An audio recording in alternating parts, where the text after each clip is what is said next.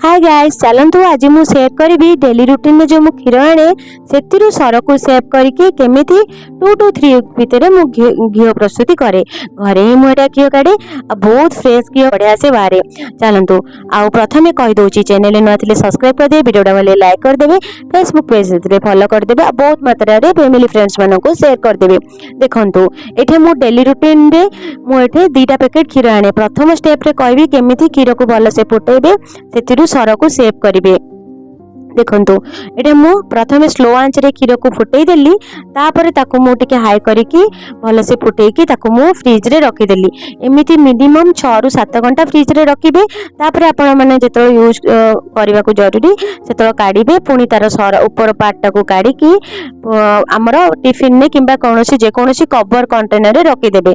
आ ताकू फ्रीजर रे रखिबे, बिल्कुल भी फ्रिज रो तळ पोटा रे रखिबेनी, फ्रीजर रे ही रखिबे। एमिति देखंतु 2 to 3 होला परे मोर एटे 3टा टिफिन भर्ती होइतिला।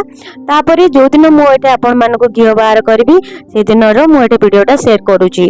तो प्रथमे टिके गरम पानी करबे, तापरे गोटे बोतल भी फ्रिज रे रखी देथिबे ठंडा हेबा पई पानी। मो पई टिके कम समय थिला, मु सेते फ्रिजर रे रखी देथिली गोटे बोतल। एटे देखंतु फर्स्ट स्टेप रे मोडे कोन करली, प्रथमे अल्प टिके ग्राइंड कर देली।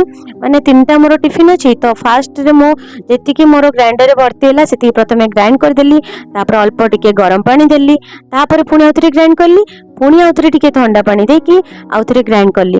देखिबे एमती 2 थर ग्राइंड करला भितरे आपण मानक जो बटरटा जो मक्खनटा सेटा बाहरी आसीबो। हातरे आपण माने ताको काढी नेबे।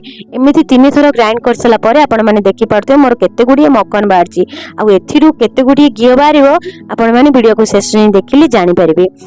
इजी तरीका रे, बहुत इजी तरीका रे, बहुत इजी स्टेप रे आपण माने नीचे घरे एटा काढी परिबे। देखंतु तापरे ताकू मु कोन करली, गैस रे पूरा स्लो फ्लेम रे ताकू छाडी देली फुटिबा को। जम्मारु व्यस्त हेबेनी, पेशेंस रो सहित ताकू टिके गरम हेबा को छाडी देबे, आ मजे मजे टिके घांटुतिबे। तापरे एटे टिके मो गार्डन ने टिके भृषंग पत्र होता ताकू तोलिकी आनिली।